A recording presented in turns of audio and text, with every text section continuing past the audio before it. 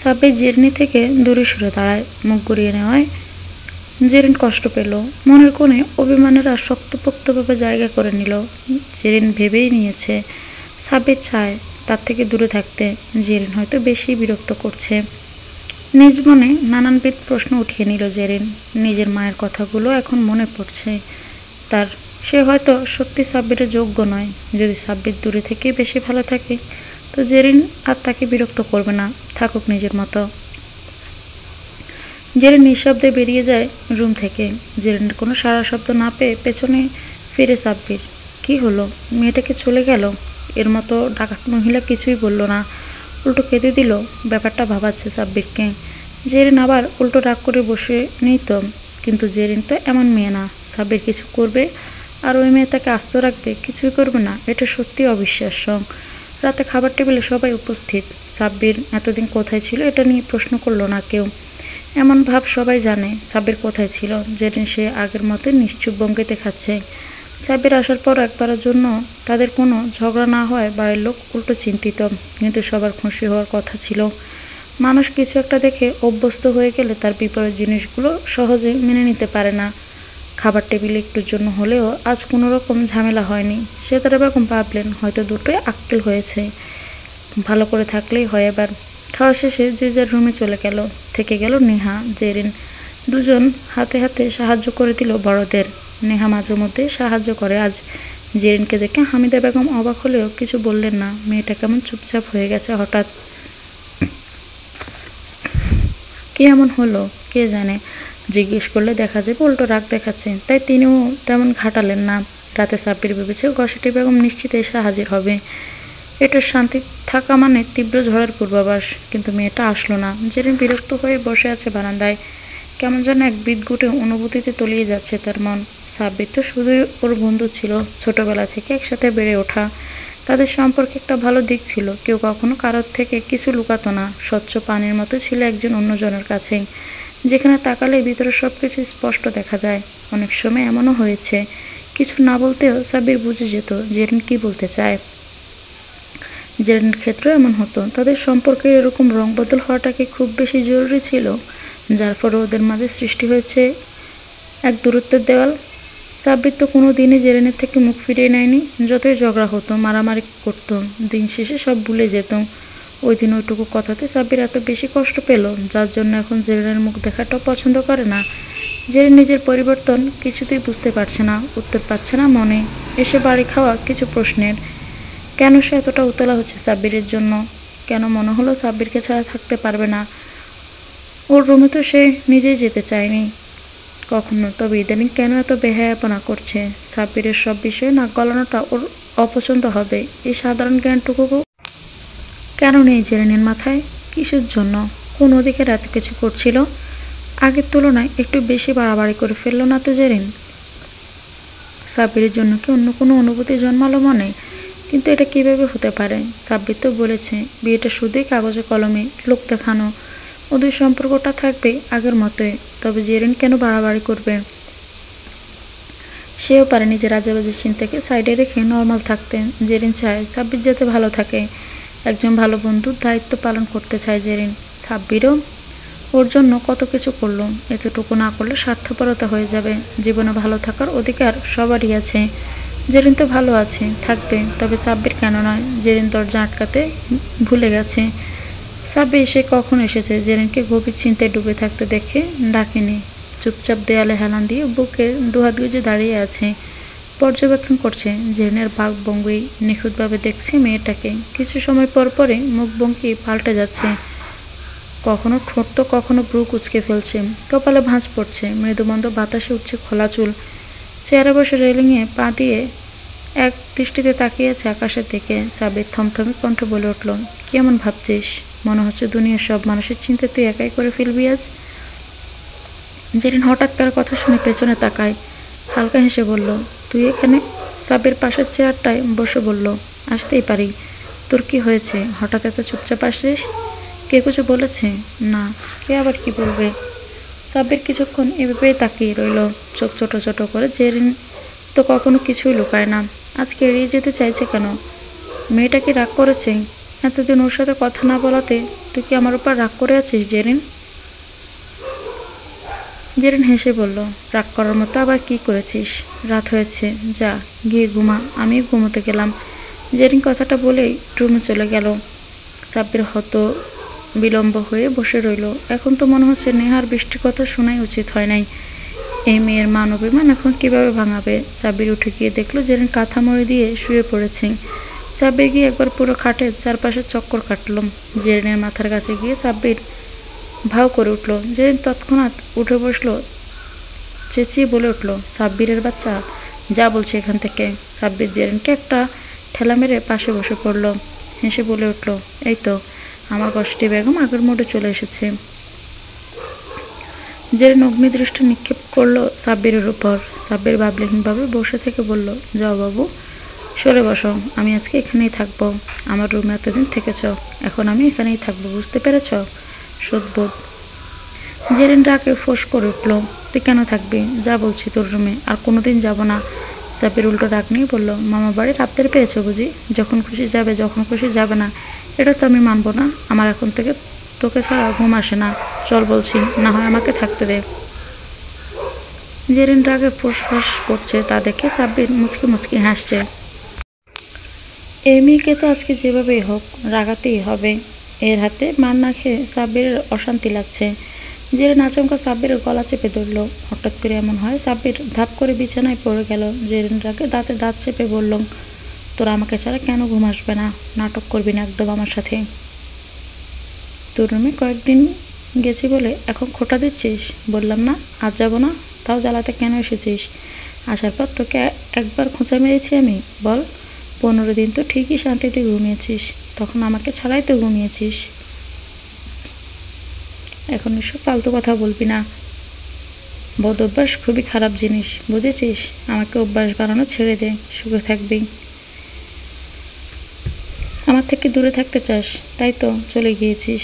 আমিও চাই তুই ভালো থাক, আমি কিছু মনে করব না, তুই তোর মতো থাক, যা। আমি আর কোনোদিন বিরক্ত করব না তোকে। সাব্বিরের দৃষ্টি নিবদ্ধ জেরিনের মুখ পানে। জেরিনকে টেনে নিজের কাছে নিয়ে এলো। সাব্বির টাল সামলাতে না পেরে জেরিন পড়ে যায় সাব্বিরের বুকের উপর। উঠে যেতে নিলে সাব্বির দুহাত দিয়ে জড়িয়ে ধরল। জেরিন কাঁপা কণ্ঠে বলল, ছাড়, আমার অস্বস্তি হচ্ছে। সাব্বির ফটাফট জবাব দিল, হোক, এখন থেকে অভ্যাস করে নেই, এভাবেই থাকতে হবে তোকে। মগর মূল্য পেয়েছিস? ধুর, ভাল লাগে না, ছাড় তো, যা, রুম থেকে ঘুমাবো আমি। আমি কি চাইনিজ ভাষা বলেছি বুঝতে পারিসনি? ভুল করছিস তুই, তোর কোনো সমস্যা? মা বলেছে কয়েকদিন পর তোর রুমে থাকার জন্য। যে পারমিশনটা পেয়েছিলাম ওটা আর থাকবে না, তখন তুইও আর আসতে পারবি না। তাই এখন থেকে দূরে থাক ভাই, যা, শান্ত মতো ঘুমাইতে দেয়। সাব্বির জেরিনকে ছেড়ে উঠে বসলো। অবাক হয়ে বলল, কী সব বকছিস? ক্লিয়ার করে বল, তুই একটা কুমড়ায় রয়ে গেছিস সাব্বির। সহজ কথা বুঝতে এত সময় লাগে কেন তোর? বলছি খোকা নাকি তুই? যা তো, ভাগ, একটা বিয়ে করে নে, পরে মাইয়ারে গিয়ে বিরক্ত কর। সাব্বির এবার রেগে গেল। তা দেখে জেরিন চোখ ছোট ছোট করে তাকালো। বলল, কি সমস্যা? আমাকে বিয়ে দেওয়ার অনেক তাড়া দেখছি তোর। অনেক তাড়া। আর কিছু বলবি? তুই কি চাস এমন কিছু করি এখন? যার পর এমন কথা মুখে তো দূর, মাথায় আসার সাহস করবি না তুই। থ্রেট দিচ্ছিস? না, তুই ভুলে যাচ্ছিস আমি বিবাহিত। আমার বউকে চিনিস তুই? আমাকে রাগাবি না জেরিন, বিরিয়ানিটি সে বাসর করে ফেলবো, তখন আমাকে কোনো দোষ দিতে পারবি না। জেরিন চোখ বড় বড় করে তাকালো। মুখ হাওয়া হয়ে গেছে। সাব্বির জেরিন মুখ বন্ধ করে দিয়ে বলল, মশা ঢুকে যাবে, মুখ বন্ধ রাখ। জেরিন মিনমিন করে বলল, তুই রুলস ব্রেক করছিস সাব্বিররা। এখন সব হাওয়া বের হয়ে গেল না? শর্ত প্রথম তুই ভেঙেছিস, আমি আবার কি করলাম? আশ্চর্য। একটা কথা কান খুলে শুনে রাখ, তুই মানলেও তুই আমার বউ, না মানলেও যদি ভালো মতো শান্তি বজায় রেখে চলিস তো আমিও ভদ্রপলা হয়ে থাকবো। যদি কোনো তাড়ামি করিস তো বুঝি নেই কি হবে তোর সাথে। দেখ সাব্বির, আমাদের বিয়ে একটা দুর্ঘটনা, মাও চায় না এই বিয়েটা আর থাকুক, ডিভোর্স। সাব্বির ধমক দিয়ে বলে, চুপ, একদম চুপ। এই শব্দটা আর একবার উচ্চারণ করবি না, মেজাজ খারাপ করবি না। আমার সাথে কেন থাকতে চাচ্ছিস? তোর সাথে ফুটবল খেলবো তাই। জেরিন বিরক্ত হয়ে বলল, মজা করবি না একদম। তুই তো আমার মুখ দেখাও পছন্দ করিস না, আবার বলছিস বউ। একটা সমাধান আয় তো। সমাধান চাই তোর? হ্যাঁ চাই। দোটানায় থাকতে পারবো না আমি। কীরকম ফিলিংস হচ্ছে আজকাল? ওটাই তো সামাল দিতে পারছি না। আবার তুই বলিস আরেকটা। সাব্বির হু হু করে হেসে দেয়। বেটকি মাছের মতো হাসবি না, সমাধান দে। এতদিন আমাকে ছাড়া থাকতে কেমন লেগেছে সত্যি সত্যি জবাব দে। খুবই জঘন্য। তোকে সামনে পাইলে না তখনই কাঁচা খেয়ে ফেলতাম আমি। শালা, কি এমন করেছিলাম তোকে? ভাব নিয়ে চলে গেলি কেন? নেহার বৃষ্টি বুদ্ধি ছিল কি? সাব্বির আবার বলল, আমাকে ছাড়া থাকতে পারবি তুই? ধর তোর কথা মতো আমি আরেকটা বিয়ে করলাম, ওই মেয়ে কি তোর সাথে আমাকে মিশতে দিবে? আমাদের বন্ধুত্ব থাকবে? যখন তখন আমার রুমে এসে আমার উপর টর্চার করতে পারবি? আমি তোর উপর টর্চার করি? চুপ, আসলে প্রশ্ন উত্তর দে গাদি। না। তোর বউ কেন? আমি হইলেই তো দিতাম না কাউকে আমার জামাইয়ের আশেপাশে আসতে। তোমার তো বুদ্ধিতে ব্রেন ঠাসা, তাই নিজের জামাইকে আরেকটা বিয়ে করাইতে চাও। এবার বলো, আমার সাথে বাকিটা জীবন থাকতে চাস? ছাব্বিশ জেরিনের মাথায় একটা মেরে বলল, তাহলে মাথায় ঘুরপাক খাওয়া সব ননসেন্স মার্কা প্রশ্নগুলোকে বিদায় কর। দেখ জেরিন, একটা সোজাসাপটা কথা বলি, আমি আর তুই একসাথে থাকতে চাই। তোকে ছাড়া আমার চলে না। এখন সম্পর্ক যেমনই হোক, আমাদের এটা নিয়ে ভাবতে হবে। সবার আগে আমার বন্ধু যদি এর বাহিরেও কোনো ফিলিংস আসে তোর বা আমার মধ্যে, তাহলে ওটা স্বীকারও করব। আমরা এখন যেভাবে আছি সেভাবেই থাকবো, কিন্তু তুই যদি এর মধ্যে বাহার ঢুকাস তাহলে তোর মাথা ফাটাবো আমি।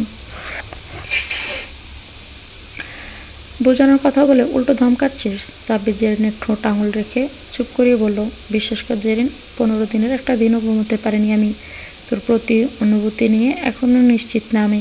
তবে এতটুকু সত্যি, তোকে ছাড়া থাকা অসম্ভব। তুই আশেপাশে না থাকলে নিজেকে শূন্য শূন্য লাগে। তোর সাথে ঝগড়া না করলে, তোর তুলতুলা হাতের মার না খেলে নিজেকে কেমন মরা মরা লাগে। আমি চাই আমার দিন শুরু হোক তোকে দেখে, রাতে ঘুম হোক তোকে দেখে। প্লিজ জেরিন, এতটুকু অধিকার কেড়ে নিস না। আমার আর কিছু চাই না, চাই শুধু তুই থেকে যা আমার জীবনে পূর্ণতা হয়ে। তোর থেকে ভালো জীবনসঙ্গী আমি কোথাও পাবো না, বিশ্বাস কর। বল, থাকবি তো আমার বেটার হাফ হয়ে? জেরিন মুখ বেঞ্চি কাটলো, পরে চুলগুলো সরিয়ে কানের পাশে গুঁজে দিয়ে বলল, ঠিক আছে ঠিক আছে, এত করে বলছিস যখন, হলাম না হয় তোর বউয়ের চরিত্রের রোল মডেল। সাব্বির ভাব নিয়ে বলল, নাটকবাজ, তোর মাথা বের হ আমার রুম থেকে। নো ওয়ে, ঘুমাবো। তুই ঘুমাতে চাইলে ঘুমা, না হয় তাকিয়ে থাক। কতদিন পর নিজেকে হালকা লাগছে, জম্পেশ একটা ঘুম হবে। মিহির, তুমি কি আসবা? সরি বউ, তোমার ছোট আব্বু আমাকে ছুটি দিবে না। ঠিক আছে, আর কথা বলবো না আমার সাথে। ঘুরতে যখন নিয়ে যাবে না তখন কথা দিয়েছিলে কেন? মিহির একটা হাসি দিয়ে বলল, আসেন মহারানী, আমি গেটের বাহিরে আপনার অপেক্ষায়। সত্যি তুমি এসেছ? নিজে এসে দেখো। বৃষ্টির সারের কুচি ধরে এক দৌড় লাগালো। মিহির গানের সামনে পকেটে হাত গুজে দাঁড়িয়ে। বৃষ্টির হাসি মুখ দেখে সে নিজেও প্রসন্ন চিত্তে হাসল।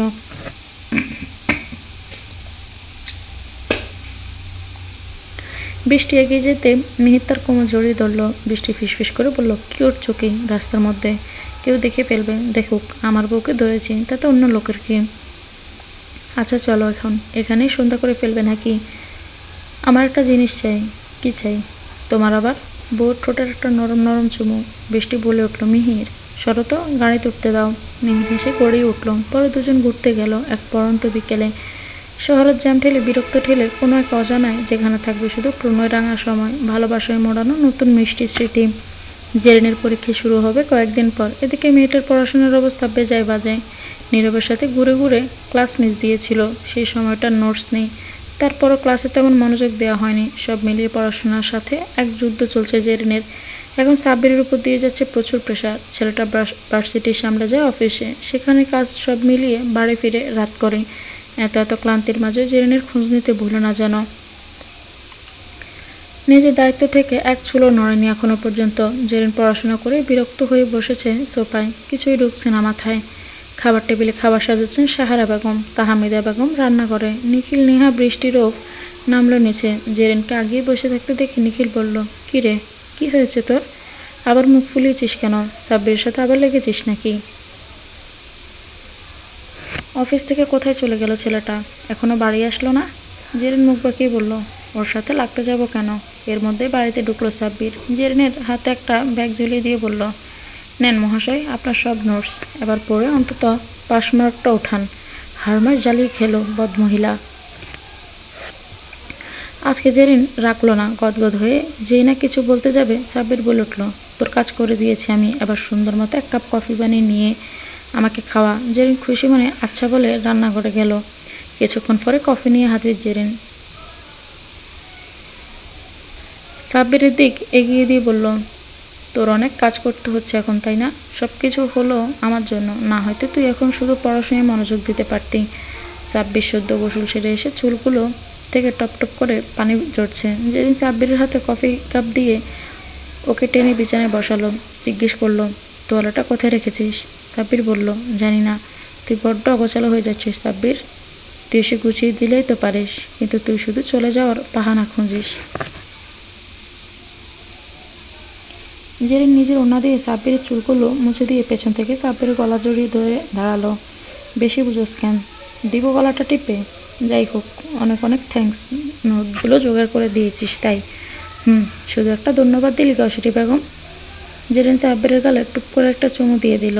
রুম থেকে বের হতে হতে বলল, গিফট না এটা, ঘুষখোর একটা, নিচে আয় খেতে। সময়ের পালা বদলে কাটে মাসের পর মাস, চলে যায় নিত্য নতুন দিন। ঠিক সেভাবেই কেটে গেল পুরো একটি বছর। অফিসের বারান্দায় বসে নিখিল, তখনই নিখিলের ফোনটা বেজে উঠল। ফোনটা উঠিয়ে কানে নিতে কে একজন বিচলিত কণ্ঠে বলল, সাহিল সুস্থ হয়ে গার্ডদের মেরে পালিয়ে গেছে নিখিল। নিখিল শান্ত স্বরে বলল, জানতাম এমনই হবে, তুই চিন্তা করিস না। ও বাংলাদেশে এসেছে 1 ঘন্টা আগে, আমার কাছে খবর আছে। তুই কেন যেটাকে বাঁচিয়ে রাখলি বুঝলাম না। এত বুঝে তোর কাজ নেই। ভার্সিটি গেটে দাঁড়িয়ে নেহা, বৃষ্টি এখনও ভিতরে। হুট করে নেহার সামনে এসে দাঁড়ালো কেউ। নেহা হকচকিয়ে তাকালো। এতদিন পর রিসোর্টের সেই রাতের কথা মনে পড়ে গেল, যে ছেলেটা তার হাত ধরেছিল, সেই ছেলেটা এখানে। নেহা ভয় পেল কিছুটা, ব্রু কুচকে তাকিয়ে রইল সামনে থাকা ব্যক্তির দিকে। সাহিল কিছুক্ষণ তাকিয়ে দেখে হেসে বলল, কী খবর নেহা? আমাকে দেখে এভাবে তাকিয়ে আছো কেন? আপনি আমাকে চেনেন? ভালো করে। ও তাই বুঝি? আপনার এত সময়? আমার সম্পর্কেও সব জানেন? মানুষজন তো এখন সমাজসেবাও করে সোশ্যাল মিডিয়াতে পোস্ট দেওয়ার জন্য। আপনিও নিশ্চয়ই কোনো কারণ ছাড়া আমার খবর রাখেননি। তো বলে ফেলুন, কী মতলব আপনার? তোমাকে পাওয়া। নেহা হেসে ফেলল, সরি মিস্টার, আমি একজনের পুরো দস্তর হয়ে গেছি। সে আমাকে পেয়ে গেছে, আমি নিজেকে সেই ব্যক্তিকে দিয়ে দিয়েছি। আপনার আমাকে পাওয়া আশা কোনোদিনও পূরণ হবে না, তাই এখন আসতে পারেন। সাহিল গালে নিয়ে হাসলো, তা তো দেখাই যাবে। দেখা হচ্ছে খুব শীঘ্রই, তৈরি থেকো কিন্তু।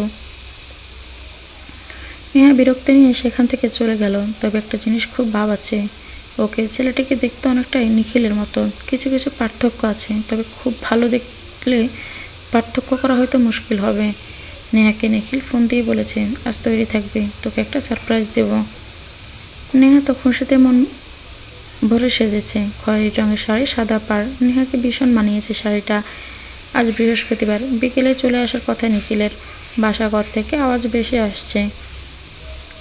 নেহা ভেবেছে নিখিল হয়তো চলে এসেছে নিখিলকে দেখার জন্য। এক প্রকার দৌড়ে সিঁড়ি বেয়ে নামছে, কিন্তু শেষ সিঁড়িতে এসেই নেহার পা থমকে গেল। বসার ঘরের সোফায় সাহিল বসে, সাথে মধ্যবয়স্ক পুরুষ ও মহিলা। সাহিল অপলক তাকিয়েছে নেহার দিকে। নেহার যেন গা গুলিয়ে আসলো। এরকম পরিবেশ দেখে সোফায় বসা শাহ আলম চৌধুরী, শহীদুল চৌধুরীও মুখ থমথমে। নিখিল এখনও আসেনি। দোতলার করিডোরে বৃষ্টি, জেরিন, হামিদা বেগম, তাহমিদা বেগম। সাহারা মুখ চাওয়াচাই করলেন। সেতারা বেগম বেরিয়ে আসলো নিজের ঘর থেকে। বহু বছর পরও ইলিয়াস খানকে দেখে চিনতেই ভুল করলেন না বৃদ্ধা। ইলিয়াস খান হেসে বলে উঠল, শহীদুল ভাই, আজ কোনো বিজনেসের বিষয়ে কথা না, এসেছে ছেলের বিয়ের সম্বন্ধ নিয়ে। তোমার মেয়ে নেহাকে সাহিলের বেশ পছন্দ হয়েছে। কথাটা বিস্ফোরণের মতো ঠেকলো বসার ঘরে। তখনই বাড়ি আসলো মিহির, সাব্বির, নিখিল। নিখিল সাহিলকে দেখে হেসে গিয়ে পাশে বসলো। তা দেখে যেন নেহার মাথায় আগুন ধরে গেল। নেহাকে এখনও দেখেনি নিখিল। মিহির নিখিলের কানের কাছে ফিসফিস করে বলল, দেখ সিঁড়িতে নেহা। নিখিল তাকাতে নেহা কটমট দৃষ্টিতে তাকালো। রাগে গজগজ করতে করতে ভেতরে চলে গেল। নিখিলের বুঝতে বাকি নেই আজ তাকে কী সহ্য করতে হবে। নেহার আগে গিয়ে গ্লাসটা আছাড় মেরে ভেঙে ফেললো। কানের দুলগুলো টেনে খুলে ফেললো নিচে। জেরিন বৃষ্টি দৌড়ে গেল। নেহার আগে ফুসফুস শব্দ করছে। বৃষ্টি গিয়ে বলল, শান্ত হ। কী করছিস? কী করছি মানে?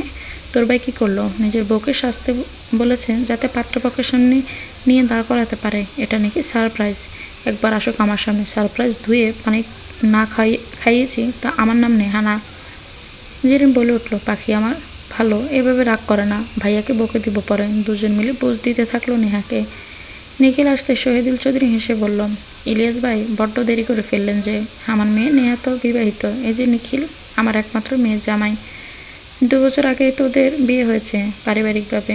মেয়ে ছোট তাই কাউকে জানায়নি। আমরা সামনের মাসেই তো ওদের রিসেপশন।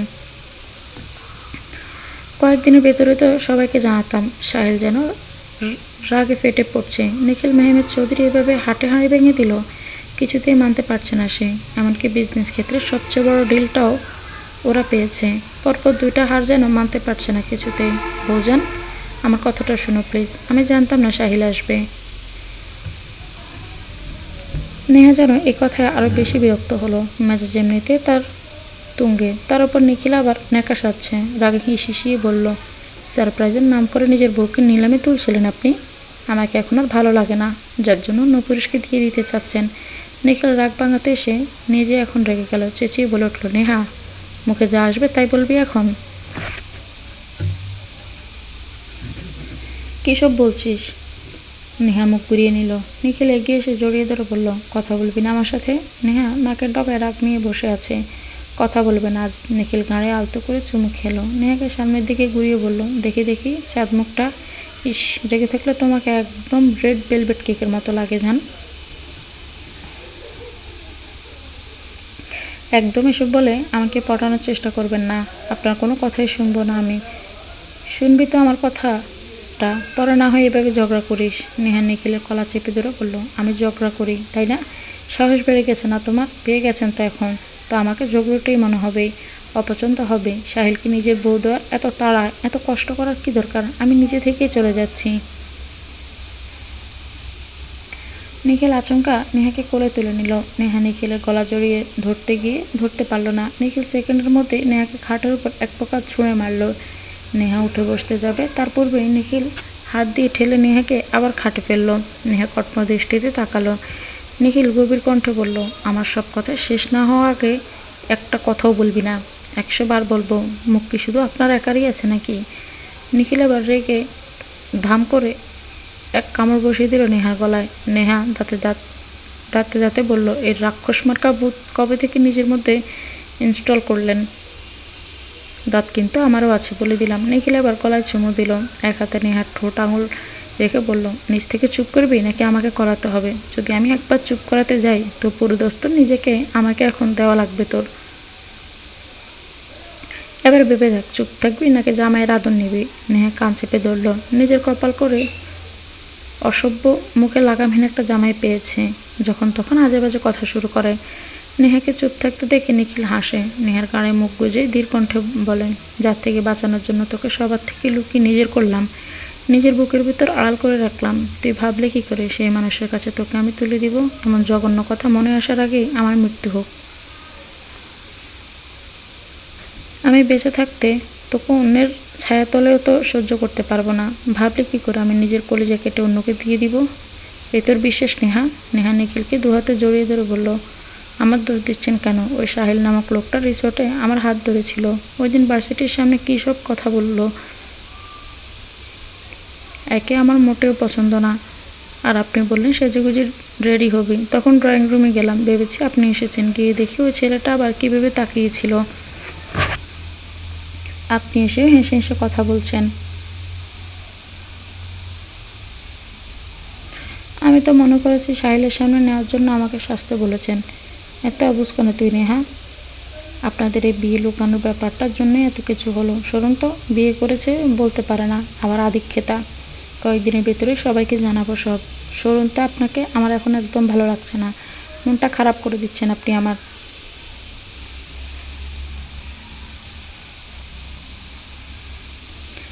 নিখিল উঠে বসে বলল, চল, আপনার সাথে যাব না, তুলে দেবে কাছাড়। এই ভুল ভুলেও করবেন না। তুই একটা জাতা হয়ে গেছিস নেহা। সাহসটাও বেড়েছে, মুখে মুখে তর্ক শুধু। তাহলে কথা না বললেই তো পারেন। নেহা চুপসে যাওয়া মুখটা দেখে নিখিল বাঁকা হাসলো।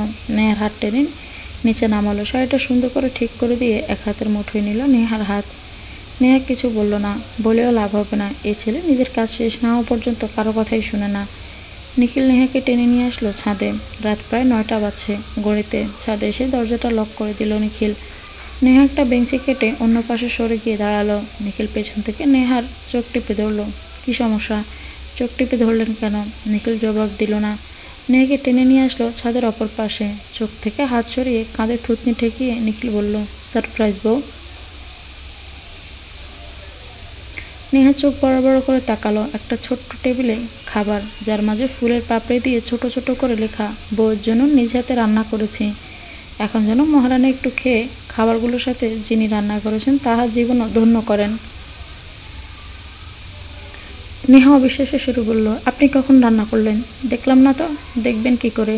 আপনার তো রাগের উপর আবার নাকটাও খাড়া। নাকের জন্য তো আবার চোখে দেখেন না। নেহা নাক মুখ কুচকে ফেলল। আপনি আমাকে। নিখিল তার আগে নেহার ঠোঁটে আলতো চুমু দিল।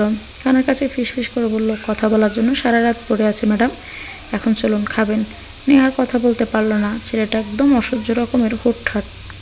কোনো মানুষ চুমু দেয় মানে কোনো কথা না, এ যেন আবাস ছাড়াই সুবাস ছড়িয়ে পড়ে। নিখিল নেহার হাত টেনে নিজের পাশে বসালো মেঝেতে। নেহার সামনে প্লেট রেখে এক এক করে খাবারগুলো প্লেটে তুলে দিচ্ছে নিখিল। নিখিল মিষ্টি করে হেসে আদুরে গলায় বলল, এবার খাও। নেহা দুয়া দিয়ে নিখিলের কোমর জড়িয়ে বলল, খাইয়ে দাও প্রিয় স্বামী। শখ কত, নিজে খা, ঢং করা হচ্ছে। হ্যাঁ সে বলল, হচ্ছে। আমার একমাত্র শখের জামাই, তার হাতে আমি খাবো না তো কে খাবে? নেহা, তুই দিন দিন বাচ্চা হয়ে যাচ্ছিস। যখন আমাদের বেবিরা আসবে তখন ওরা কনফিউজড হয়ে যাবে। তোকে মা বলবে নাকি তাদের সহপাঠী? নেহা আপ্লুত হয়ে বলল, কি কিউট হবে না ব্যাপারটা? আপনার কাঁধে উঠে দুজনে বসে থাকবো আর আপনাকে জ্বালাতে জ্বালাতে অতিষ্ঠ করে ফেলবো। নিখিল তাকিয়েছে নেহার দিকে, মুখে খাবার তুলে দিয়ে বলল, আচ্ছা ঠিক আছে, তোর জন্য সব কিছুর অনুমতি দিয়ে রাখলাম, যা খুশি করিস। নেহা হেসে বলল, এরপর থেকে আমি আর রান্না করব না, বুঝেছেন? আপনার রান্না তো মাশাল্লাহ বড় মায়ের মাস্টারপিস ছেলে। আমার সুপার ড্রেসিং কিউটি পায়জামাই, আমার গুলুমুলু তুলতুলে কিউট বেবির আব্বু। নিখিল চোখ বড় বড় করে তাকালো। এগুলো কি প্রশংসা ছিল নাকি অন্য কিছু? নিখিল নেহার মাথায় আলতো করে মেরে বলল, বুদ্ধু কোথাকার, বেবিটা আমদানি করলে কোথা থেকে? নেহা মুখ বাঁকিয়ে বলল, আমদানি হয়নি, হবে তো। তখনকার কথা বললাম। নিখিল আর কি বলবে? এই মেয়েকে আজগুবি যত সব চিন্তা। তারপরও নিখিল শ্রেষ্ঠ শ্রোতার ভূমিকা পালন করে। মেয়েটার খুশি তো তার মাঝে নিহিত। তবে কি করে পারবে এই মানুষটাকে কষ্ট দিতে? যাকে কষ্ট পেতে দেখলে নিখিলে নিজের ভেতরটায় দুমড়ে মুচড়ে ওঠে। শুক্রবার দিনটা মানে বিশেষ, পরিবারের মানুষের মিলনায়তন। আজ সকাল সকাল এসেছেন শেফালি বেগম। সে থেকে মিহিরের নামে বিচার দিচ্ছে বৃষ্টি। মিহির বেচারা ছোট মুখ করে বসে আছে। আজকে মা তার হাড়গোড় ভাঙবে। কি একখানা বউ জুটিয়েছে, তার মা বাবাকে পুরো নিজের দলে নিয়ে নিয়েছে। এমন মনে হয় বৃষ্টিও বাড়ির মেয়ে, মিহির মেয়ের জামাই। সে ঘর জামাই থাকে, যার ফলে শ্বশুর শাশুড়ি মিলে তাকে উল্টো বুঝিয়ে রাখে। শেফালি বেগম অভিযোগ শুনে ছেলের কান টেনে ধরল। মিহির গাল ফুলিয়ে বলল, মা, তোমার বৌমা সব বানিয়ে বানিয়ে বলেছে, আমি কখন এসব করলাম? বৃষ্টি মিটি মিটি হাসছে আর বলছে, বেশ হয়েছে, আর লাগতে আসবে আমার সাথে? শেফালি বেগম বলল, আমার মেয়ের পেছনে যদি লাগতে দেখেছি না, আর তোকে বাড়ি ছাড়া করবো। মিহিরের বাবা সদর দরজা দিয়ে আস্তে আস্তে বলল, চিন্তা করবি না মা, এটাকে আমি ত্যায্য করব, একটা ছাগল হয়েছে। মিহির অভিমানী সুরে বলল, বাবা, আমার একটা ন্যূনতম মান সম্মান আছে। ওরে কি আমার সম্মানী ব্যক্তি। শাহ আলম চৌধুরী এসে বসলেন। পরপর আসলেন বাকিরা। পরিবারের সবাই মিলে আড্ডায় মেতে উঠল। সাব্বির বসে আছে সোফায়। বিকেলে ভাই বোনেরা মিলে নাস্তা করছিল। নেহা, বৃষ্টি, রূপ মিলে ভেবে নিল সাব্বিরের সাথে একটা প্র্যাঙ্ক করবে। জেরিন সাব্বির আজকে আবার লেগেছিল। তারপর থেকে দুজন দুজনের মুখ দেখা বন্ধ করে দিয়েছে, যদিও জানে এটা বেশিক্ষণ টিকবে না। বড়রা কি বলবে, সম্পর্কের উন্নতি হচ্ছে নাকি অবনতি কিছুই বুঝছে না। কিন্তু ছোটরা তো জানে, যতই লেগে থাকুক, রাতের বেলা দুনিয়া উল্টে গেলেও এরা একসাথেই থাকবে। কোথাও গেলে একসাথে যাবে। মুখ লুকিয়ে রাখলেও একজন অন্যজনকে SMS করে বলবে, খেয়ে নে। মুখে কথা বলা বন্ধ করলেও ভার্চুয়ালভাবে ঠিকই কথা বলে। এদের লজিক সাধারণ মানুষের বোধগম্য হবে না। বৃষ্টি নেহা সিরিয়াসভাবে এসে বলল, সাবির ভাইয়া, তুমি বসে এখানে খাচ্ছ? জেরিন আপু তোমার সাথে রাগ করে দরজা আটকে দিয়েছে, রেখে বলেছে ঘুমের ওষুধ খেয়ে ফেলবে, চলো তাড়াতাড়ি। সাবির বিরক্ত নিয়ে বলল, যা মন চাই করুক ঘসেটি বেগম, আমাকে টানবি না। রূপ বলে উঠল, ভাইয়া বিশ্বাস করছো না কেন? যদি আপু সত্যি সত্যি কিছু হয়ে যায়? হামিদা বেগম, সাহারা বেগম, তাহমিদা বেগম ছুটে আসলেন। নেহা বৃষ্টির রূপ মিলে মুখ চাওয়াচাই করলো, কিন্তু এই মুহূর্তে তো প্ল্যানটা বাদ দেওয়া যাবে না। হুট করে উপর থেকে কিছু পড়ার শব্দ হলো। সাব্বিরের হাত থেকে খাবার পড়ে গেল। এতক্ষণে সে চুপচাপ থাকলো, এবার তার ভিতর অস্থিরতা শুরু হয়েছে।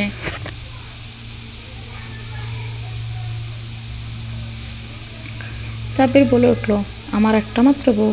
এক দৌড় লাগালো। 11 ধাপের সিঁড়ি সে 3 লাফে পার করেছে। নেহা বৃষ্টি ঠোঁট চেপে হাসছে। সাব্বিরের পেছনে পেছনে ছুটল বাকিরা। দরজা বন্ধ দেখে যেন আরও পাগল প্রায় অবস্থা সাব্বিরের।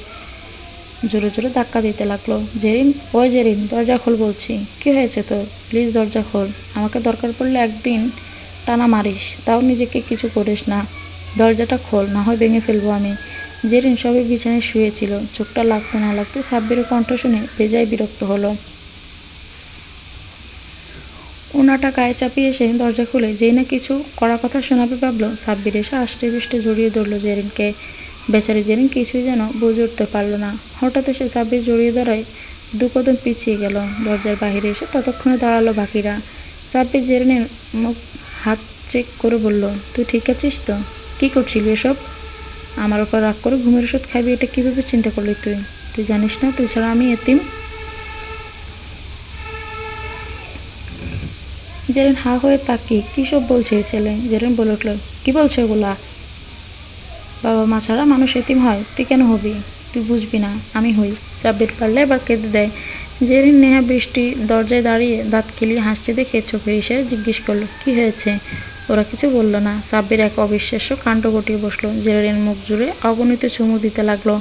সাহারা বেগম খেঁকিয়ে বলে উঠল, এই ছাগল, আমরা তো এখানে আছি। সাব্বির ভেবেছে নেহা বৃষ্টি, তাই বলল, তোরা চোখ বন্ধ রাখ।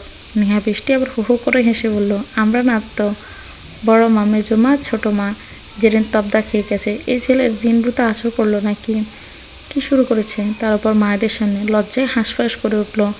সাব্বির মাথা চুলকে মিনমিন করে বলল, তুই লজ্জা পাচ্ছিস কেন ঘসেটি বেগম? শুধু তো কয়েকটা চুমুই দিয়েছি। জেরিন এক ছুটে বারান্দায় পালালো। এই বাড়ি ভর্তি সবগুলোর মাথায় সিট আছে, কখন কি বলে হুঁশ নেই। 3 মা কখনোই বিদায় নিয়েছে ছোটদের দুষ্টামিতে, নিজেরা ফেসে গিয়ে লজ্জায় পড়তে হলো। বৃষ্টি নেহা বলে উঠল, ভাইয়া কে জানি বলেছিল দূর এসব ঘসেটি বেগমকে ভালোবাসতে যাবে। আমার রুচিতে ভাটা পড়েনি। এখন তো দেখলাম মানুষজন লোকসম্মুখে চুমু টুমুও দেয়। জেরিন তো বারান্দা থেকে বোমা হয়ে বের হয়েছে। এসে বলে উঠল, সাব্বিরা, তুই এসব কী করলি? সরি ঘসেটি বেগম, আমি ফিলিং সামথিং। রূপ বলে উঠল, ছি ছি ব্রো, তুমি ইংরেজিতে পাশ কেমনে করছিলা? সাব্বির চোখ মুখ পুচকে বলল, চুপ থাকতো বিদ্যাসাগর। জেরিন হতাশ কণ্ঠে বলল, সাব্বির ভাই আমার, এসব লাল পানি খেয়ে বেঙ্গস হওয়া লোকের মতো কী সব সামথিং শুরু করলি? এসব বন্ধ কর, আর নাটক করিস না তোরা আমার সাথে। সাব্বির মাথায় হাত দিয়ে বলল, ঘসেটি বেগম, আমি তোর বাচ্চার বাপ হতে চেয়েছিলাম, আর তুই কিনা মামা বানিয়ে দিলি। এ কেমন বিচার তোর? এবার না হেসে পারল না জেরিন। হাসতে হাসতে বলল, শালা, এখনও নিজে ডাইপার পরে ঘুরে আবার আসছে বাচ্চার বাপ হতে। সাব্বির চেঁচিয়ে বলে উঠল, নাউজুবিল্লাহ, তুই আমার বন্ধু মানুষ হয়ে সবগুলা পিচ্ছির সামনে আমার ইজ্জতের ফালুদা বানিয়ে দিলি। তোর সাথে আর কথা নাই। নেহা বৃষ্টি বেরিয়ে গিয়ে বলল, তোমরা যা খুশি করো, আমরা গেলাম।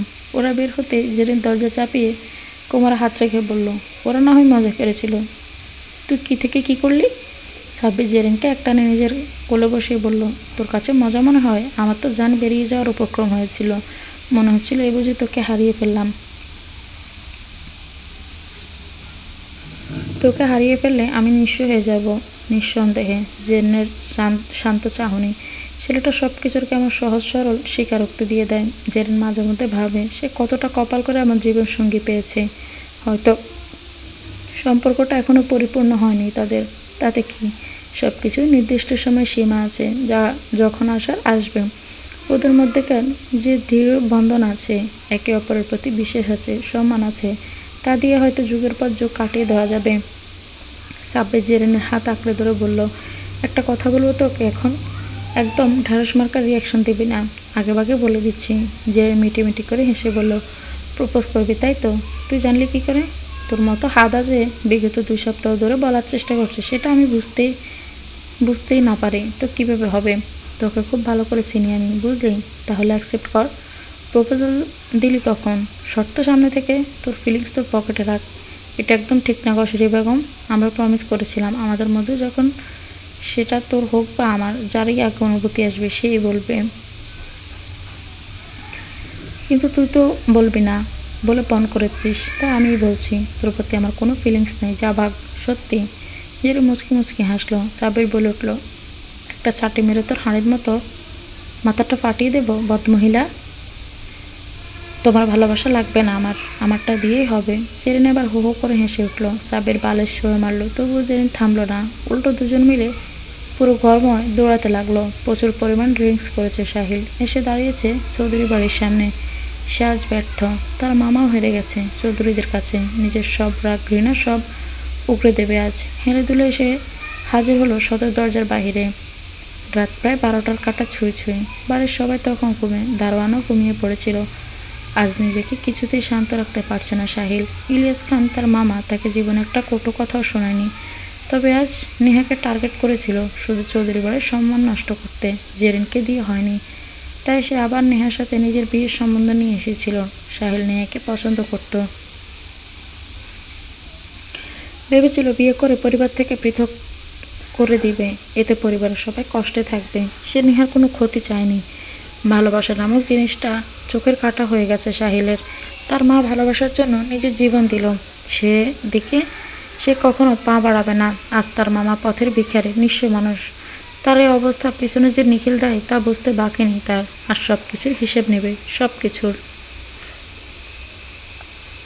সদর দরজা এলোপাতাড়ি ধাক্কা দিচ্ছে সাহিল। লাথি ঘুষি কিছুই বাদ রাখেনি যেন। দারোয়ান ছুটে আসলো, থামানোর চেষ্টা করলো, তবে এই তাগড়া যুবকের সাথে পেরে উঠল না। শব্দে আর শাহ আলম চৌধুরীর নামে কিছু কানে আসতেই একে একে সবাই বেরিয়ে আসলো যে যার রুম থেকে। জেরিন ঘুমে চোখে দেখছে না, তারপরও বাহিরে কী হচ্ছে দেখতে হবে তাকে, তাই সাব্বিরকে জোর করে নিয়ে এসেছে। তবে নিচে এসেও সাব্বিরের হাত জড়িয়ে ধরে মাথাটা কি ঘুমাচ্ছে।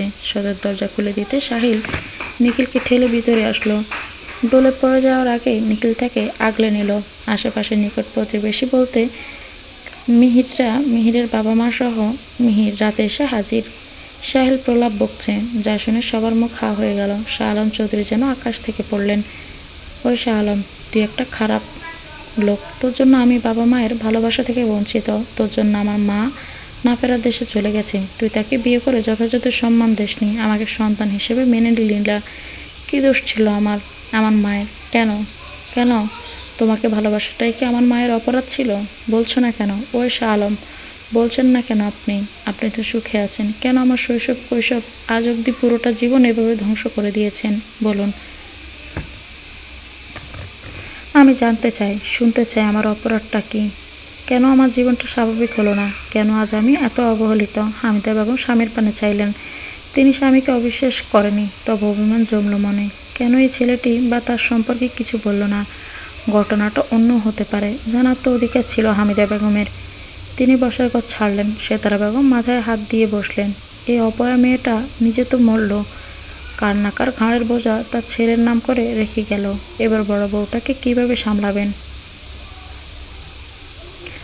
তারা সবাই তো এই নির্মম সত্যি চাক্ষুষ প্রমাণ, কিন্তু এদের কি করে বিশ্বাস করাবেন? কোনটা ভুল আর কোনটা সঠিক কোনো প্রমাণই তো নেই তাদের কাছে।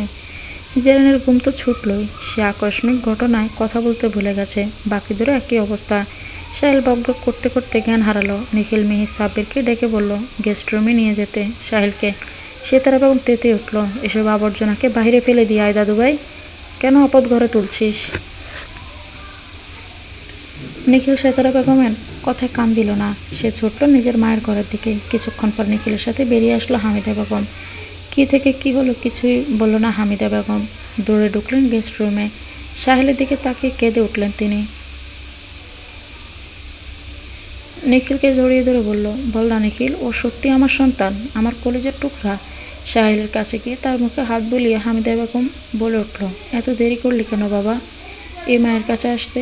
কত হতভাগ্য মা আমি, তোকে জন্ম দিয়ে দেখার সৌভাগ্য হলো না। ছোট থাকতে কোলে নিতে পারলাম না, ফিরলি তো মায়ের বুকে, কিন্তু সময় নিয়ে নিলি প্রায় 28টা বছর।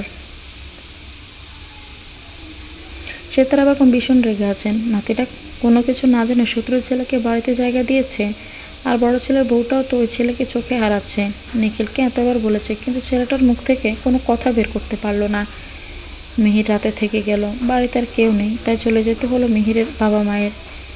নিখিল একবার সবাইকে রুমে যেতে বলেছে, সবাই এখনও সোফায় বসে। নিখিল এবার ধমকে সুরে বলল, সকাল পর্যন্ত কি এভাবেই বসে থাকবে নাকি সবাই? চুপচাপ গিয়ে ঘুমা, একজনকে যেন এখানে আর না দেখি। দাদি যাও, গিয়ে ঘুমাও, সকালের আগে কিছুই জানতে পারবে না, রাত বাড়ছে, এবার সবাই যাও। শাহ আলম চৌধুরীও বাকি দুই ভাই বসে আছে। আজকে তাদের কিছু বলার নেই, করার নেই। শেষ বয়সে হয়েছে কিনা ছেলে মেয়েদের সামনে এভাবে ছোট হলো। ইলিয়াস খানের বোনকে বিয়ে, তাও এদের ভাই, এটা বিশ্বাসযোগ্য নয়। বিয়ে করা তো দূর, ওই মেয়ের দিকে তাকায়নি পর্যন্ত শাহ আলম। মেয়েটা কত ছলচাতুরি করেছে বিয়ে করার জন্য। তখন খানদের ব্যবসায় বাণিজ্য ছিল রমরমা, সেক্ষেত্রে অহংকারও ছিল তাদের। ভাইকে কীভাবে এসব থেকে মুক্ত করবেন বুঝে উঠতে পারল না তারা। শাহ আলম চৌধুরীকে ধরে রুমে গেলেন বাকি দুজন। আজকে যে হামিদা বেগম আর তাদের দুজনের সহধর্মিণী আসবে না বেশ বোঝাই গেল, তাই আজ ভাইয়ের সাথে রাতটুকু কাটাবে ভাবলো। মানুষটার বয়স হয়েছে, তাদেরকে আগলে রাখতো সব সময়। এখন তাদের উচিত এমন সময়টা ভাইয়ের পাশে থাকা। সাব্বির গরমায় পায়চারি করছে, জেরিন বিরক্ত নিয়ে বসে আছে। ছেলেটা না নিজে ঘুমাচ্ছে, না জেরিনকে ঘুমাতে দিচ্ছে। সাব্বির বলে উঠল, না না কষ্টি বেগম, এসব কিছুতেই মানা যায় না। বড় আব্বুর আর আরেকটা বিয়ে, এটা তো কোনো লজিক দিয়ে মিলাইতে পারছি না। আমার যে বড় আব্বু এখনও বড় মাকে সামলে উঠতে পারলো না। বড় মা চোখ রাঙানি দিলেই তো তাকে আর খুঁজে পাওয়া যায় না। জীবন নিয়ে টানাটানি, আবার করবে আরেকটা মহিলাকে বিয়ে। সাহিলটার কথা কিন্তু আমি বিশ্বাস করছি না। জেরিন বিরক্ত নিয়ে বলল, রাতে বাজে 2টা, তুই নাটক করছিস? ঘুমাবো আমি, যদি আরেকবার কথা বলিস তো রুমের বাইরে কি বল, ফ্লোরে ঘুমা, আমার কানের কাছে কথা বলবি না। সাব্বির বলে উঠল, আরে কথাটা তো শোন। জেরিন একটা বালিশ ছুঁড়ে দিল সাব্বিরের উপর। সাব্বির মুখ বাঁকিয়ে এসে পাশে শুয়ে পড়ল। জেরিন ঘুম জড়ানো কণ্ঠ বলল, লাইট অফ কর। সাব্বির তেতে উঠে বলল, পারবো না। জেরিন গা ঘেঁষা দিয়ে বেড়ালের মতো এসে মিশে গেল সাব্বিরের সাথে। জড়িয়ে ধরে সাব্বিরের বুকে মাথা রেখে চোখ বন্ধ করলো। সাব্বির মুচকি হাসলো। এটা তো এখন কষ্টি বেগমের রোজকার রুটিন। যতই হম্বিতম্বি করুক, ঘুমানোর সময় তার সাব্বিরকে লাগবেই। জেরিন অকপটে স্বীকারও করে, তোকে ছাড়া ঘুম আসে না আমার। বিয়ের দেনমোহর আমার পছন্দ মতো দেশ নি তুই, তাই আমিও চেয়ে নিচ্ছি। দুনিয়া উল্টে গেলেও যত ঝগড়া করি না কেন, ঘুমানোর সময় আমার তোকে লাগবে। তোর কোল না হয় বুকে মাথা দিয়ে ঘুমোতে দিতে হবে আমাকে। আমার মৃত্যুর আগে ছেড়ে যেতে পারবি না। নিখিল, আপনি কি আমাকে বলবেন? কথা বলছেন না কেন? সকাল পর্যন্ত অপেক্ষা করার মতো ধৈর্য আমার নেই। নিখিল শান্তভাবে বলল, ঘুমা নেহা, আর একবার বলবি তো বাহিরে নিয়ে রেখে আসবো। নেহা শুনতে চাইল না। সে নিখিলের হাত টেনে উঠিয়ে বলল, বলুন বলছি। এখনই মানে এখনই। নিখিল আবার ধমক দিল, ঘুমাতে বলছি না আমি? তারপর কথা বলছিস কখন থেকে? সবসময় বাচ্চাদের মতো জেদ কেন করিস? নেহার মন খারাপ হলো, অভিমানে মন ফুলে পেঁপে উঠল। আবছা অন্ধকারে নিখিল তা বেশ বুঝতে পারল। আজকে একদমই এ মেয়ের মান ভাঙাবে না নিখিল। বড় হচ্ছে আর বাচ্চামো বাড়ছে। কত করে বলল সকালবেলা বলবো না, এর সহ্য হচ্ছে না। একটা দীর্ঘশ্বাস ছাড়ল। নেহা নাকের ডাকে রাগ নিয়ে গিয়ে থাম করে সোফায় শুয়ে পড়ল। নিখিল দেখলো সোফাটাকে, ওর এখন ওই ব্যাটা সোফাকে হিংসে হচ্ছে। কালই রুম থেকে এটাকে বের করে দিবে, তখন দেখবে মহারানী কি করে। রাগ দেখে তাকে ছেড়ে ঘুমায়। নেহা তো ঘুমায়নি, ঘুমের ভান ধরে আছে।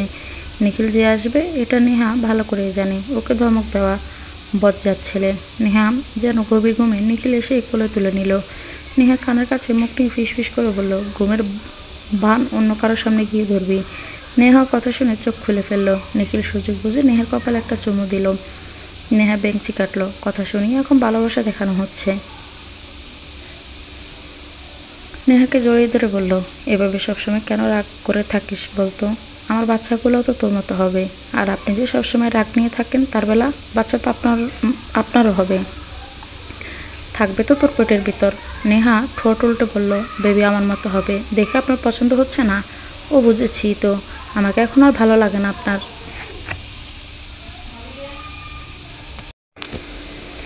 নিখিল তাকিয়ে আছে অপলক। কি করবে এই ম্যাচিওর বাচ্চাকে নিয়ে?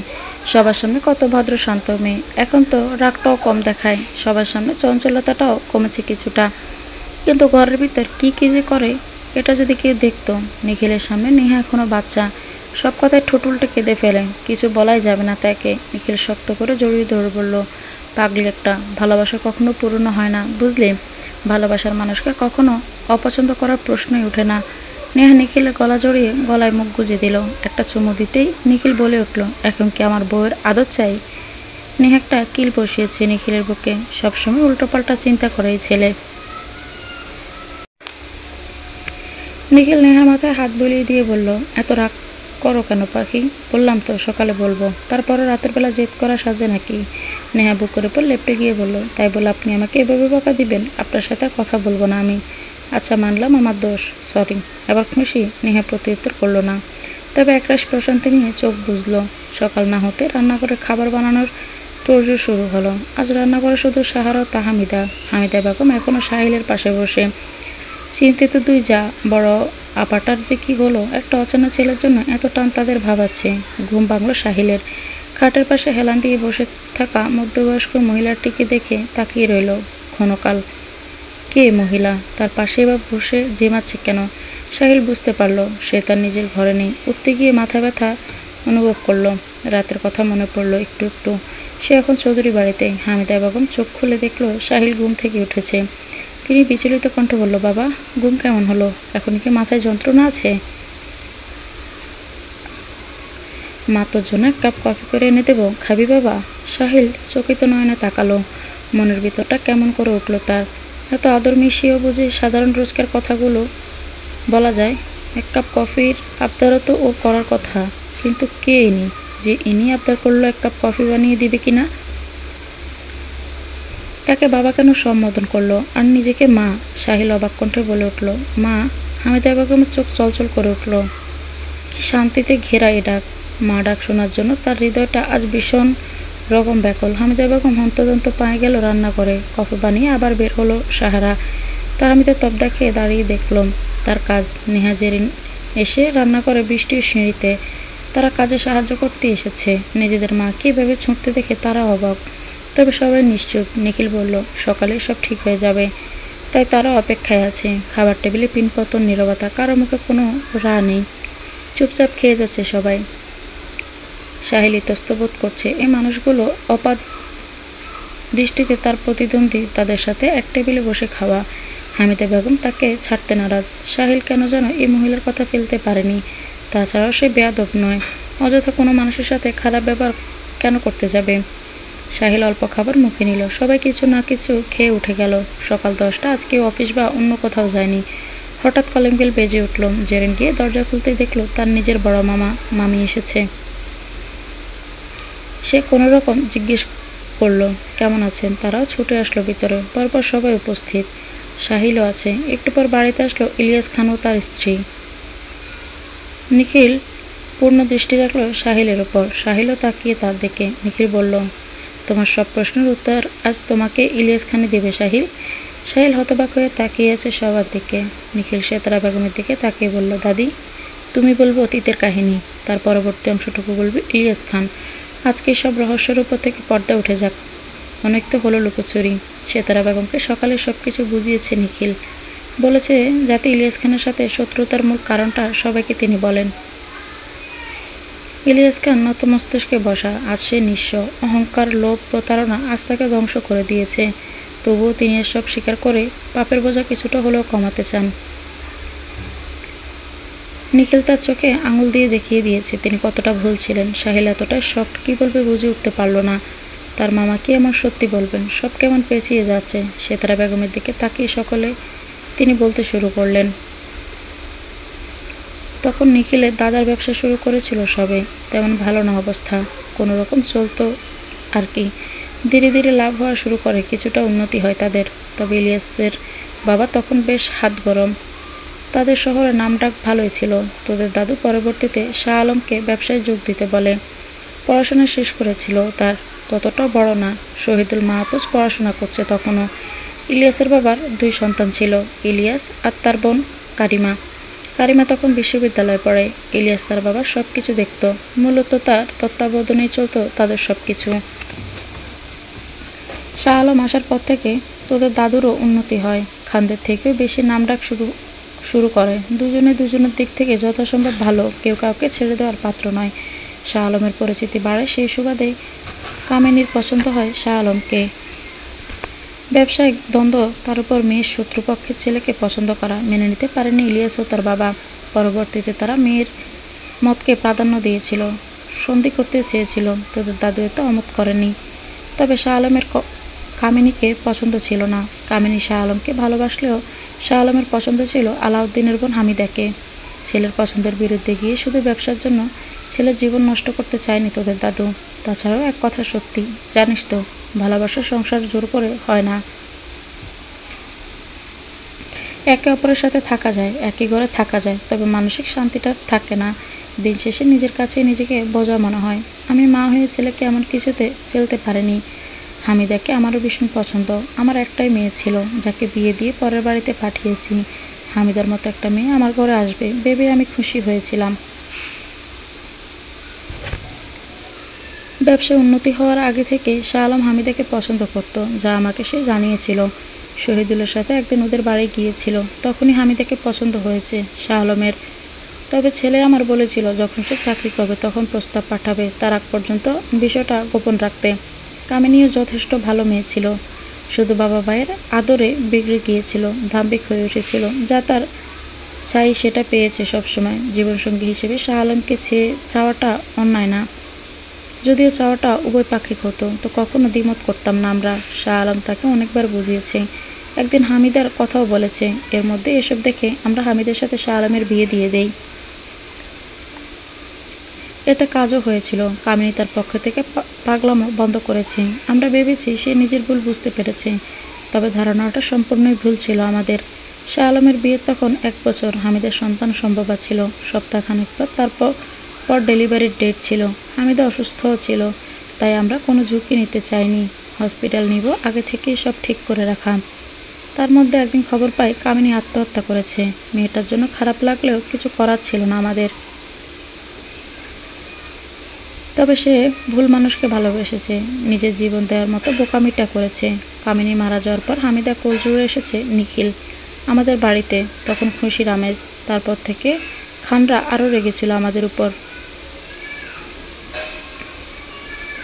বোন হারানোর শোক কাটিয়ে উঠতে পারেনি। মেয়ের শোকে ইলিয়াসের বাবাও কিছুদিন পর মারা যায়।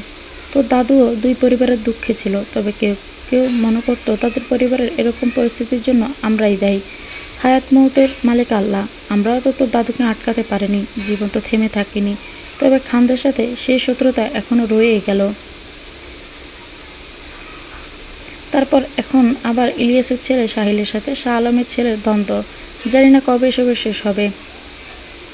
সবাই মনোযোগ দিয়ে শুনেছিল সেতারার কথা। এর মধ্যে ইলিয়াসের কণ্ঠস্বর শোনা গেল। তার কথায় যেন বড়সড় একটা বিস্ফোরণ বসার করে নিঃশব্দে।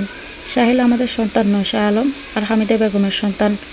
সাহিল জানে সে শাহ আলম চৌধুরীর সন্তান, তবে তার মা কামিনী। তাহলে কেন তার মামা বলছে সে হামিদা বেগমের সন্তান? সাহিল হতবাক চোখে তাকিয়ে ইলিয়াস খানের পানে।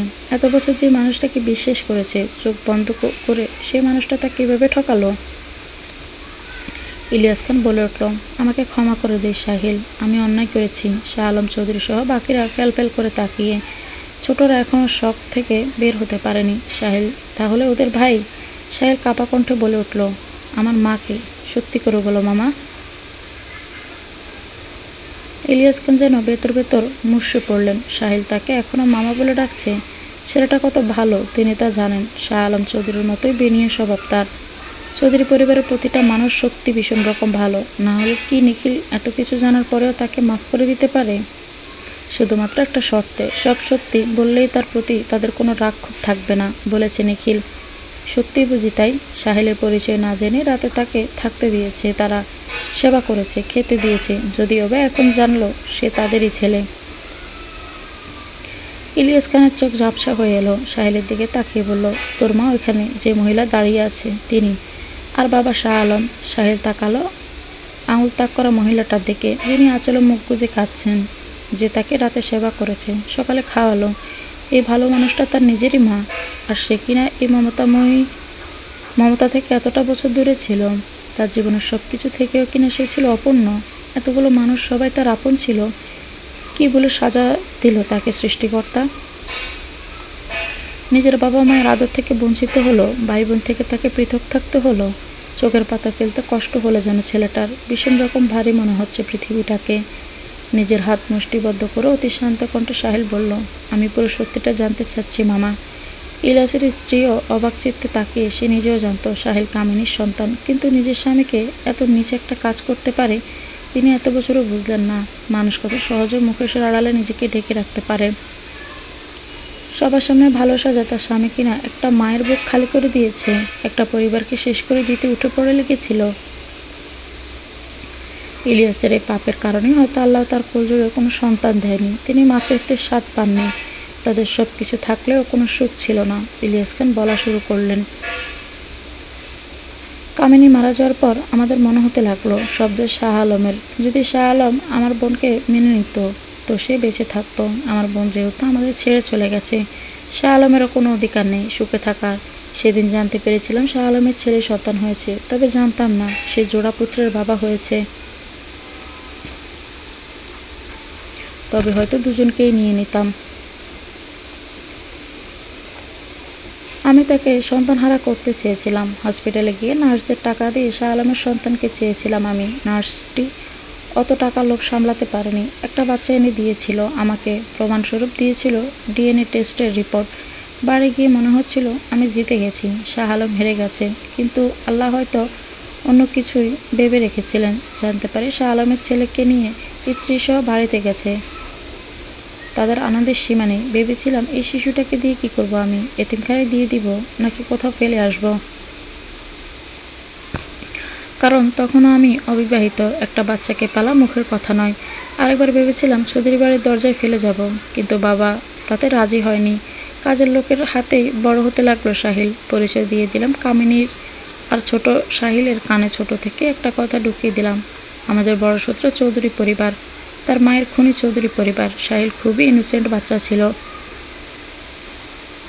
তুখোর তার প্রতিভা। নিখিলও খুব কম যেত না, ওর খবরও রাখতাম আমি। ইচ্ছে করে স্কুল কলেজ ভার্সিটি এক রেখেছি, যাতে সাহিল নিজের শত্রু হিসেবে শুধু নিখিলকেই জানে। আমি সাহিলের যমজ ভাই, তার প্রমাণ প্রতিদ্বন্দ্বী বানিয়েছি। একদিন ভার্সিটি কোনো এক ছেলেকে নিখিল মেরেছিল। ছেলেটার দোষ ছিল সে নেহা নামক কাউকে কিছু একটা করেছে। সেদিনই জানতে পেরেছিলাম নেহাকে ভালোবাসে নিখিল। ছেলেদের সবচেয়ে বড় দুর্বলতার জায়গা হলো তাদের জীবনে থাকা তাদের পছন্দের নারী। আমি সাহিলকে বলি সে যাতে নেহাকে পছন্দ করে তাতেই বিয়ে করে। সাহিল মেয়েদের দিকে চোখ তুলে তাকাতো না পর্যন্ত। আমি ভেবেছিলাম হয়তো এক্ষেত্রেও সে মানা করে দিবে।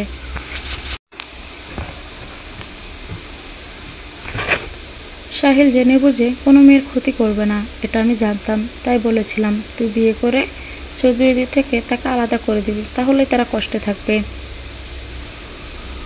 সাহিলেরও প্রস্তাব পছন্দ হয়েছে। নিজের মায়ের জন্য সে এতটুকু করতে চেয়েছিল। নেহাকে দেখানোর জন্য সাহিলকে আমি নিয়ে গিয়েছিলাম। সাহিল সেদিন নেহাকে দেখে বলেছিল সুন্দর। দুই ভাইয়ের পছন্দ প্রায় এক। তবে সাহিল জানতো নেহা নিখিলকে পছন্দ করে, তবে কিছুতেই সে ওই মেয়ের দিকে তাকাতো না।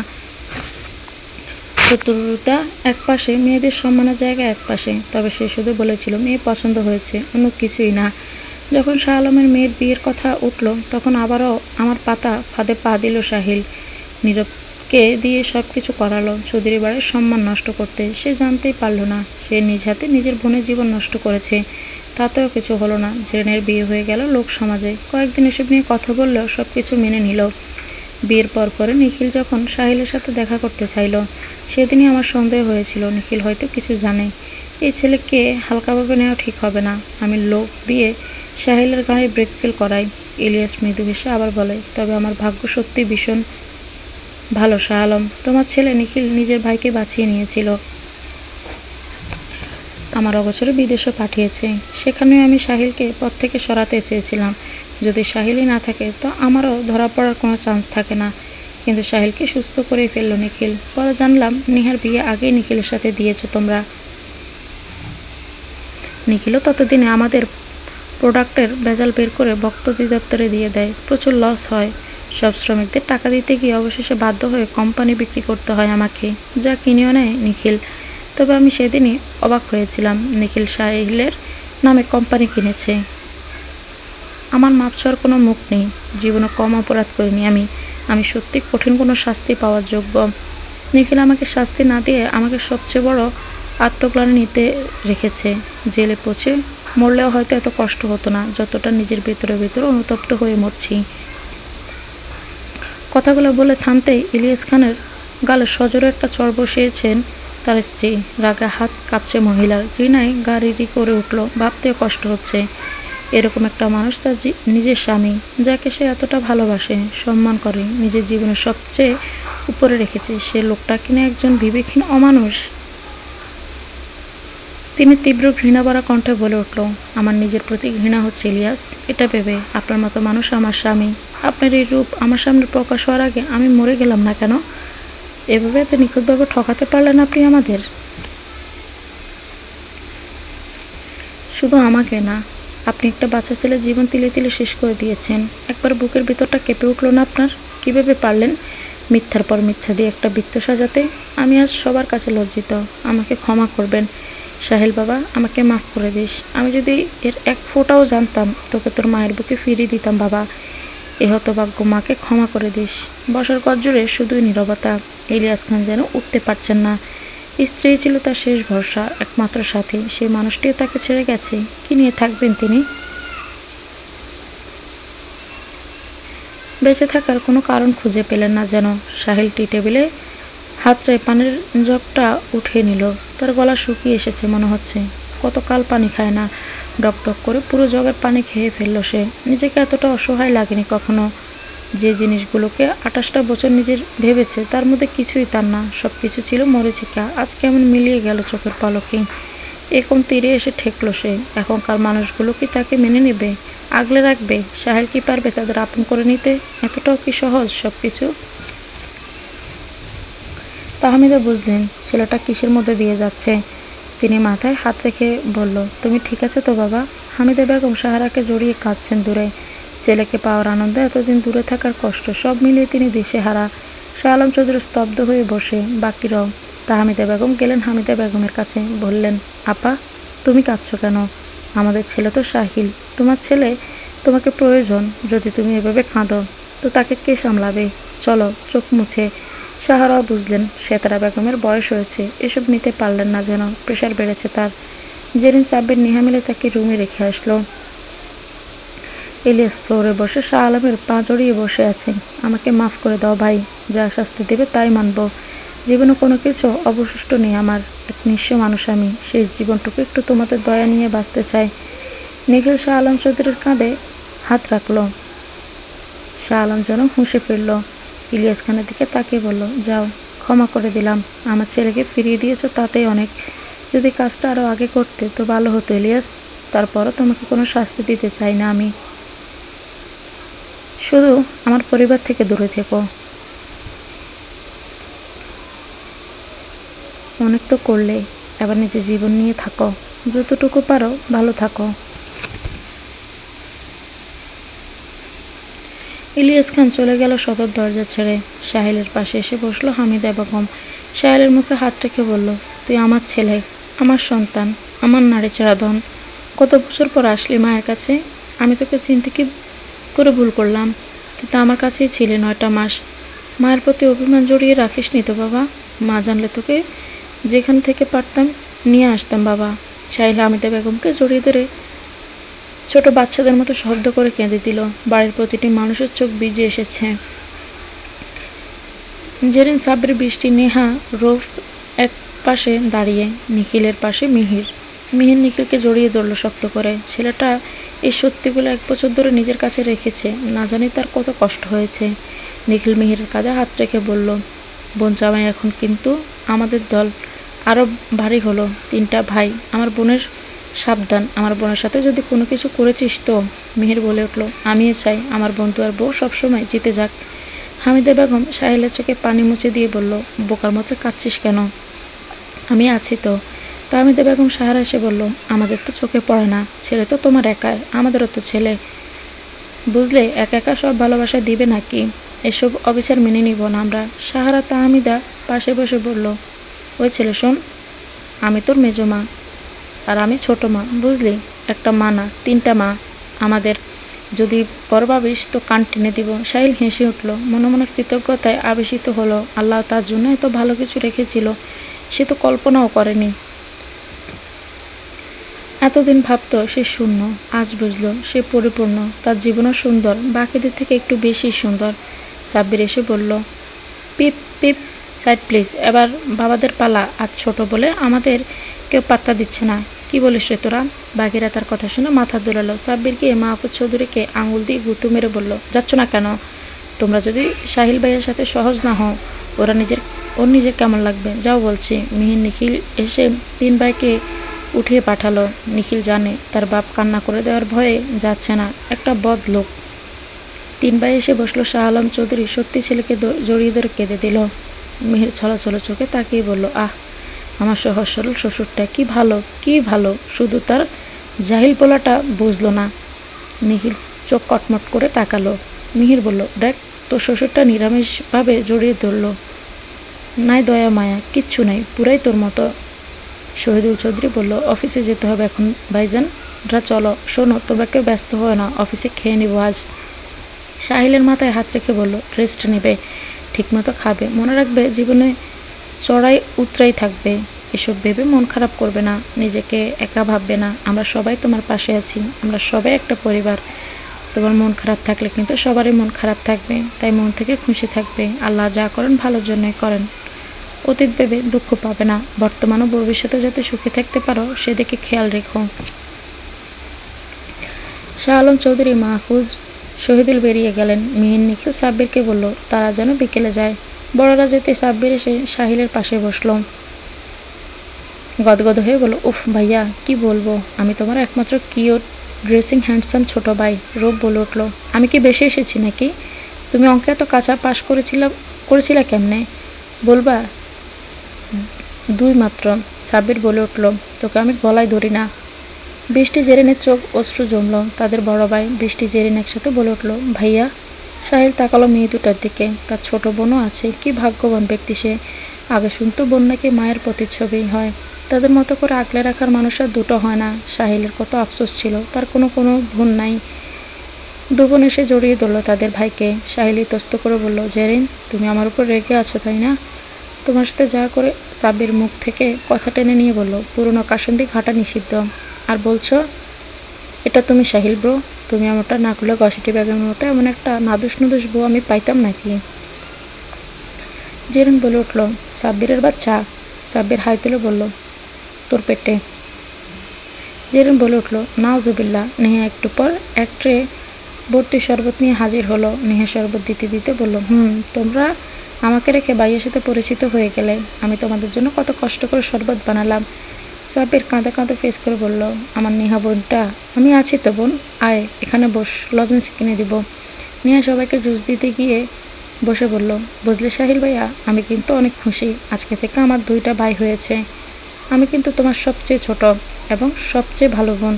সাহিল বুঝলো নেহা মেয়েটা সহজ সরল, এত কিছু শোনার পরও তার সাথে সহজ হওয়ার জন্য আগ বাড়িয়ে কথা বলছে।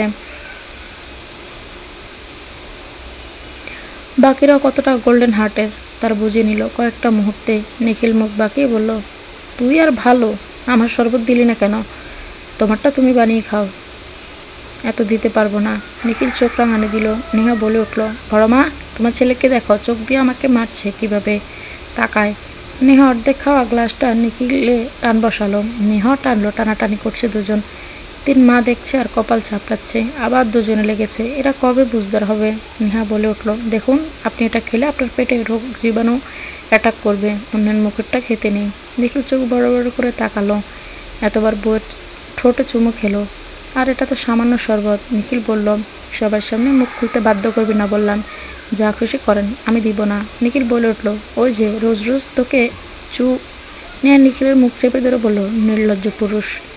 নেহা শরবত দিয়ে রাগে গটগট করতে করতে চলে গেল। সাহিল সহ বাকিরাও হেসে দিল। এতদিনের সব দুঃখগুলো যেন আজ ধীরে ধীরে মিলিয়ে যাচ্ছে সবার মন থেকে। সবাই এখনও একটুও চিন্তিত, নিখিল সাহিল একে অপরের সাথে মিশবে তো। নিখিল উঠে এসে দাঁড়ালো সাহিলের দিকে, একটা অ্যাটম চকলেট ছুঁড়ে দিয়ে বলল, অ্যাটম খা, চাপার জোর বাড়া, আমার বাইকে এত নেতিয়ে যাওয়া মানায় না।